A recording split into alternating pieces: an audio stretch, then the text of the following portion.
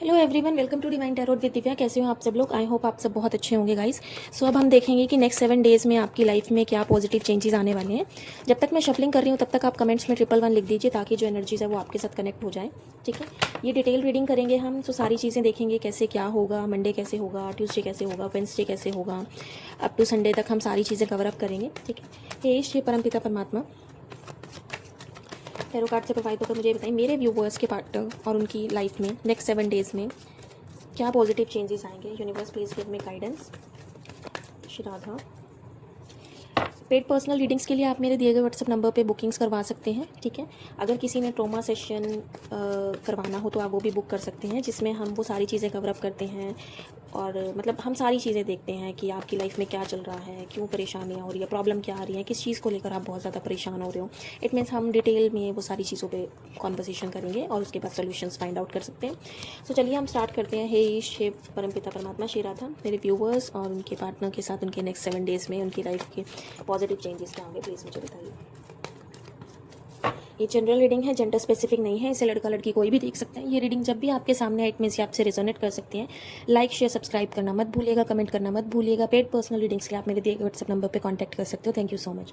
चलिए स्टार्ट करते हैं। सबसे पहले हम एक सिग्निफिकेंट रखवाएंगे। सो मेरे पास आया है 3 ऑफ स्वॉर्ड्स। नेक्स्ट हम देखते हैं मंडे की फीलिंग। मंडे मेरे पास आया है page of cups. I hope card आपको विजिबल होंगे। ठीक है, सो नेक्स्ट हम देखते हैं what is Tuesday. 8 of swords. भाई बहुत ही बुरे डिसीजंस चल रहे हैं आपकी लाइफ में, आपके और आपके पार्टनर की लाइफ में। तो डिसीजंस पे डिसीजंस चले जा रहे हैं, चले जा रहे हैं, चले जा रहे हैं। सो नेक्स्ट अगर हम रुको, हम इसको रखेंगे यहाँ पे नंबर 2। नंबर 2 नेक्स्ट देखते हैं नंबर 3, नंबर 4, नंबर 5, नंबर 6। अगर हम देखें तो नंबर 7 हमें रखना है यहाँ पे 6 ऑफ कप्स। सो चलिए हम स्टार्ट करते हैं। आई होप आपको कार्ड विजिबल होंगे सारे के सारे। ठीक है, सो सबसे पहले अगर मैं बात करूँ तो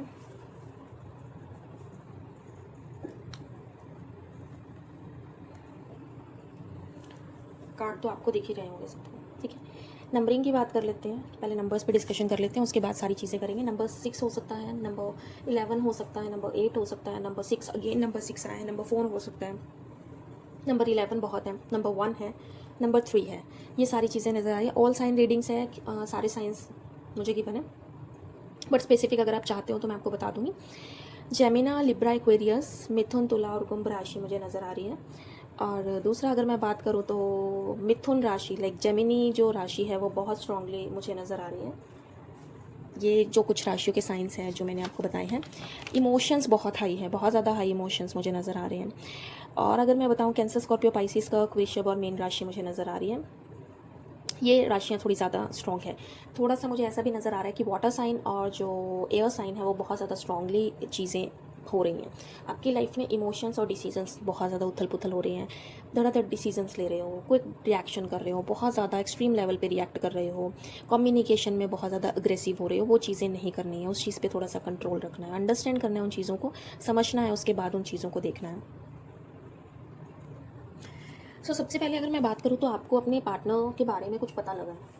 आपके पार्टनर ने आपको चीट किया है, या आपको कोई डिसीज़न लेने पे मजबूर किया है, या आपको उनसे निकल के किसी और को चूज़ करने की प्रॉब्लम या सिचुएशन आपके सामने आई है। मुझे ये चीज़ें नज़र आ रही है। अपकमिंग डेज़ में क्या होगा, देखो मेन सिग्निफिकेंट तो यही है कि आपका जो पार्टनर है मैरिज डिले कर सकते हैं। आपकी बात को लेकर कोई थर्ड पार्टी हो सकती है जिसके कारण कॉन्फ्लिक्ट मुझे नज़र आ रहा है। ज़्यादातर फीमेल केसेस में मुझे ये एक्सट्रीम लेवल पे नज़र आ रहा है। कहीं ना कहीं मुझे ऐसा भी नज़र आ रहा है किसी की गाइडेंस इशू को लेकर बहुत ज़्यादा प्रॉब्लम चल रही है आपकी लाइफ में। सुपरियॉरिटी कॉम्प्लेक्स बहुत ज़्यादा है, बहुत ही ज़्यादा मैं चल रहा है हर एक चीज़ को लेकर। रॉन्ग पार्टनर सिलेक्शन आपको फील हो सकता है कि ये पार्टनर आपके लिए सही नहीं था, इस पर्सन ने आपको चीट किया है, इस पर्सन ने आपको हर्ट किया है, ये चीज़ें आपको फील हो सकती है। कहीं ना कहीं मुझे ऐसा भी नज़र आ रहा है कि देखो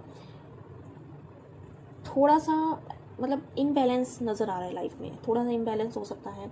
कहीं ना कहीं आपको ऐसा फील हो सकता है कि ये पर्सन आपके लिए सही नहीं था, आपको इस पर्सन से बात नहीं करनी चाहिए थी, आपको अंडरस्टैंड करना चाहिए था सारी चीज़ों को, आपको समझना चाहिए था। आपके माइंड में ना सेल्फ डाउट आ रहा है, आपके माइंड में थॉट्स ऐसे आ रहे हैं कि नहीं ये पर्सन सही नहीं था, आपने क्यों उस चीज़ को लेकर डिसीजन लिया। आपको कुछ पता लगा होगा किसी ना किसी चीज़ के बारे में, किसी डिसीजन को लेकर आप बहुत ज़्यादा सोच रहे होंगे। कहीं ना कहीं आपको ऐसा लग रहा है कि कोई ना कोई थर्ड पार्टी है, ये फैमिली हो सकती है, फ्रेंड हो सकते हैं, पार्टनर्स हो सकते हैं। ज़्यादातर मुझे कोई फीमेल फिगर नज़र आ रही है। इमोशंस बहुत ज़्यादा इम्बैलेंस है, डिसीजंस का बहुत एक्सट्रीम लेवल पे आपके माइंड में। अभी के लिए मैं आपको सजेशन दूंगी, आपको कोई डिसीजन नहीं लेना, कोई भी डिसीजन नहीं लेना। सिग्निफिकेंट यही है कि अगर आपको पता भी लगा है आपके पार्टनर के बारे में कि मैरिज इशू चल रहा है, या आप उनसे कमिटमेंट मांग रहे हो, वो आपको कमिटमेंट नहीं दे रहे, वो आपसे बात नहीं कर रहे, वो आपको रिएक्ट नहीं करके दिखा रहे, तो आपको उस चीज़ में क्या करना है, आपको साइलेंट रहना है।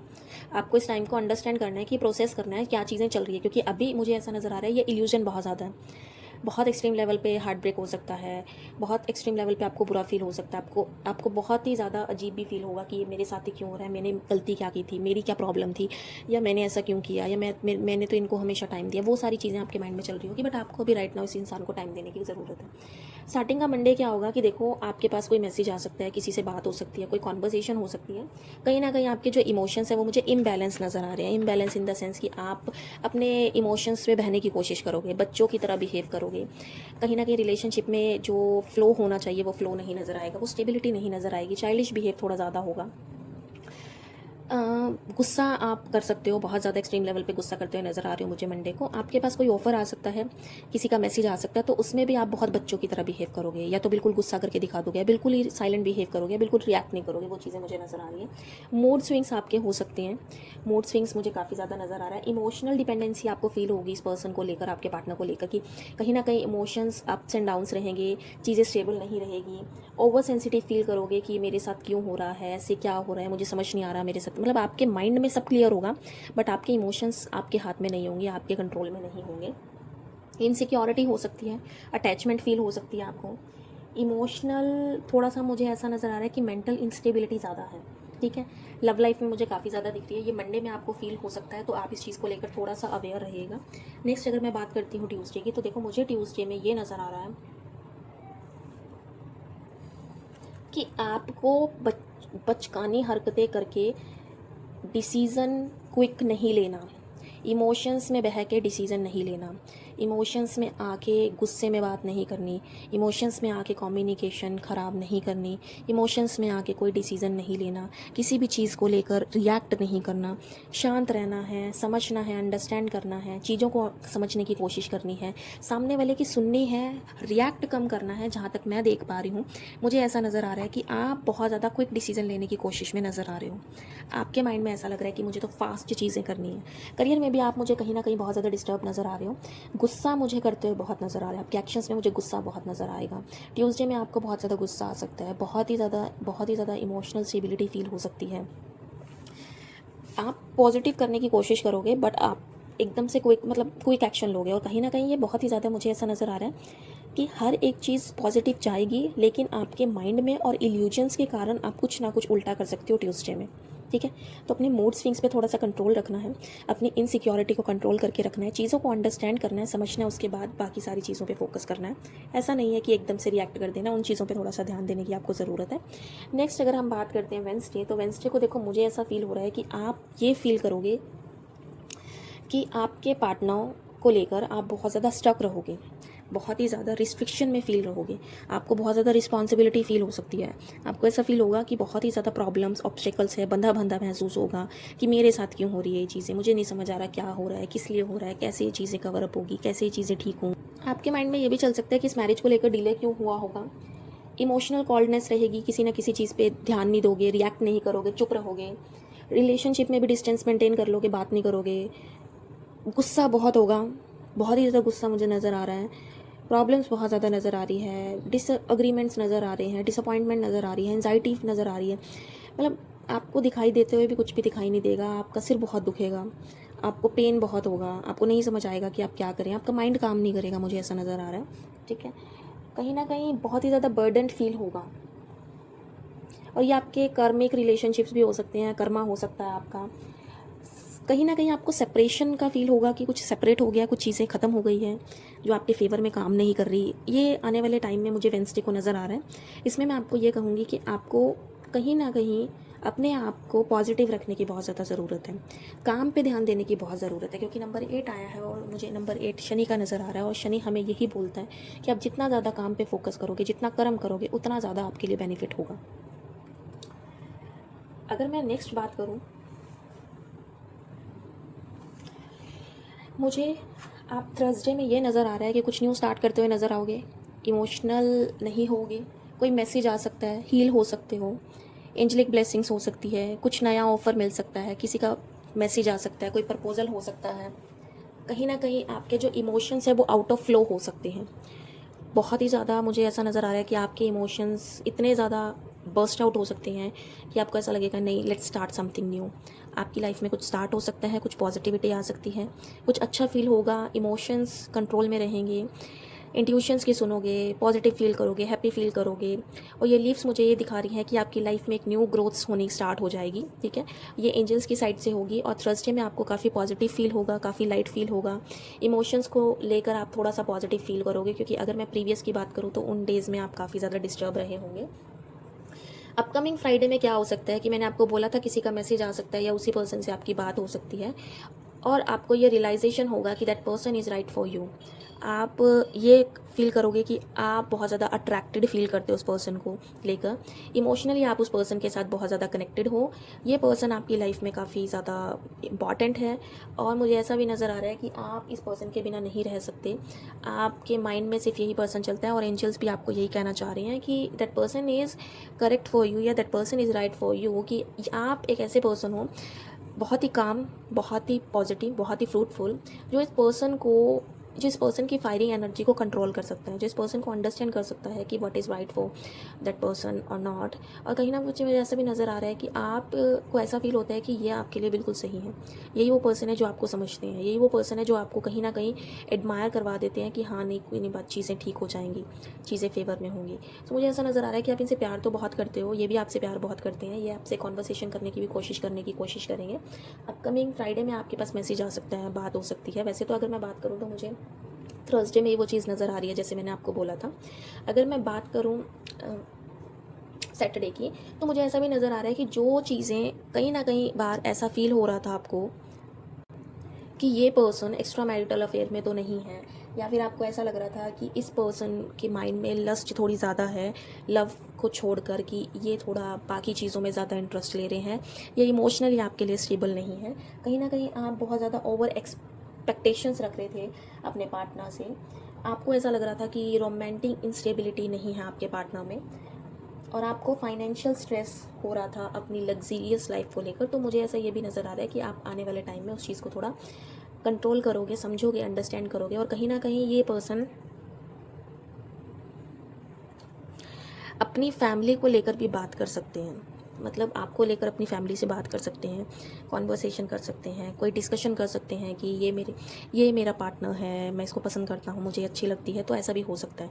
और दूसरा अगर मैं बात करूँ तो देखो, मुझे ऐसा भी नज़र आ रहा है कि अगर आप ऐसा नहीं करते तो आपके लिए ये भी आउटकम हो सकता है कि आपको अपने बड़ों की इज्जत करनी चाहिए और उनकी मदद करनी चाहिए, उनके साथ कॉन्वर्सेशन करनी चाहिए बैठ के, ताकि चीज़ें आपके फेवर में काम करें, ताकि चीज़ें आपके अकॉर्डिंग हो, ताकि आपके लिए इमोशनल स्टेबिलिटी हो। क्योंकि अगर आपका कोई ट्रॉमा होगा तो वो हील होगा, जो हील होगा उसके कारण जो आपके बाकी के रिलेशनशिप्स हैं वो ठीक हो जाएंगे, चाहे वो पेरेंट्स के साथ हो, फ्रेंड्स के साथ हो, चाहे पार्टनर के साथ हो, ताकि आपको पॉजिटिव फील हो। नेक्स्ट अगर मैं संडे की बात करूँ तो मुझे ऐसा नज़र आ रहा है कि आप थोड़े फाइनेंसिस को लेकर अप्स एंड डाउन्स में आते हुए नज़र आ रहे हो। कहीं ना कहीं मुझे ऑर्गेनाइज्ड बिहेवियर आपका नज़र आ रहा है, फाइनेंसिस को लेकर थोड़े से परेशान नज़र आ रहे हो, मनी को लेकर, स्टेबिलिटी को लेकर, मटेरियलिस्टिक वर्ल्ड को लेकर आपके माइंड में थोड़ी सी चीज़ें चल रही हैं, हार्ड वर्क करते हुए नज़र आ रहे हो, ग्रोथ की तरफ बहुत ज़्यादा ध्यान है, फाइनेंसिस को बचाने की बहुत ज़्यादा कोशिश करते हुए नज़र आ रहे हो, लोगों का बहुत ज़्यादा सोच रहे हो, लोग क्या कहेंगे, कैसे चीज़ें चलेंगी, पॉजिटिव होने की बहुत ज़्यादा कोशिश कर रहे हो, ठीक है। और सीक्रेट कोई ऑब्सेशन या अफेयर के बारे में किसी के पता लग सकता है। और कहीं ना कहीं आपका रिलेशनशिप जो है वो इंटरकास्ट भी हो सकता है, मुझे ऐसा नज़र आ रहा है। कॉम्प्लिकेशंस हो सकती है रिलेशनशिप को लेकर, जिसके कारण आप थोड़ा सा परेशान नज़र आ रहे हो। इल्यूजन्स में नहीं रहना, कहीं ना कहीं थोड़ा सा भ्रम में हो सकते हो संडे में, तो उस चीज़ को लेकर आपको थोड़ा सा अवेयर रहना है। चलिए हम देख लेते हैं आपके लिए एक सोल्यूशन, एक पॉजिटिव आउटकम देख लेते हैं, ठीक है। एंजल्स गाइडेंस ये श्री परमपिता परमात्मा श्री राम मेरे व्यूवर्स और उनके पार्टनर के साथ उनके अपकमिंग वीक में उनके लिए एंजल गाइडेंस क्या है प्लीज़ मुझे बताइए। ये श्री परमपिता परमात्मा श्री राम का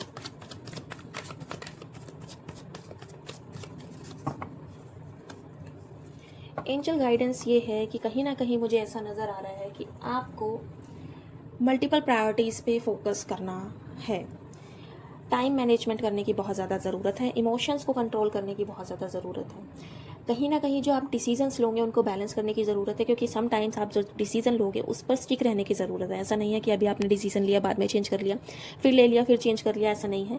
कहीं ट्रैवलिंग हो सकती है, कहीं ना कहीं जो इमोशंस है वो इम्बैलेंस मुझे नज़र आ रहे हैं, और जो आपकी एनर्जी है वो कहीं ना कहीं सेटल होने की भी नज़र आ रही है।